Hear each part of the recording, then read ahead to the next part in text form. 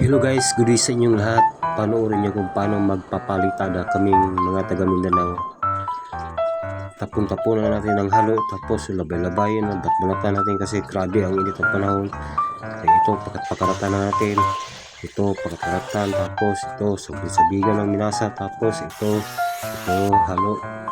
Tapon-tapunan na, tapos lagyan ng mga minasa yun, tapos kagis-kagisan yung mga kugmo. Ito, para kumantay naman. Ito, lagyan natin yung label para pantay yung mga grooving, yung paggagawa natin kailangan straight talaga. Kagisa natin ito, halus-halusan natin ang ating kahoy na panganto.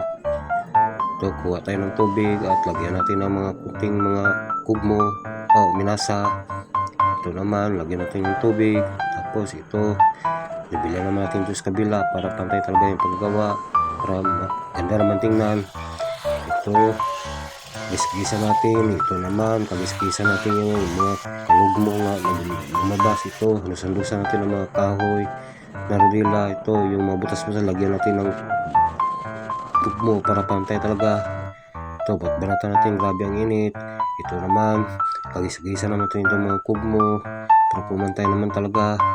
Ito, tapos ito na, lagyan natin.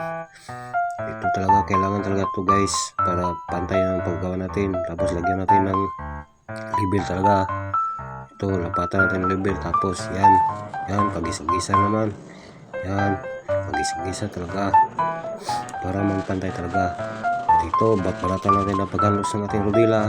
Tapos ito, pagisa-gisa naman natin. Sige, tatubigan na, sandusan yung mga butas. Lagyan natin ng kalungat. Ito, batbalatan natin. Ito, yan na guys, malapit na matapos. Grabe, paspasan natin na eh. Ito na, batbalatan natin. Ganito, magpalitada ang mga taga Mindanao. Tapos yun, tapos na. At tumago tayo kasi magsisigarilyo tayo kasi ang init ang panahon, baka mahuli naman tayo ni Foreman. Kalami. Parang pansit. Sarap. Kwato 40 na pre. Ito na guys. Ito pala yung kasama ko sa Saudi America guys. Breeder kami ng camel doon.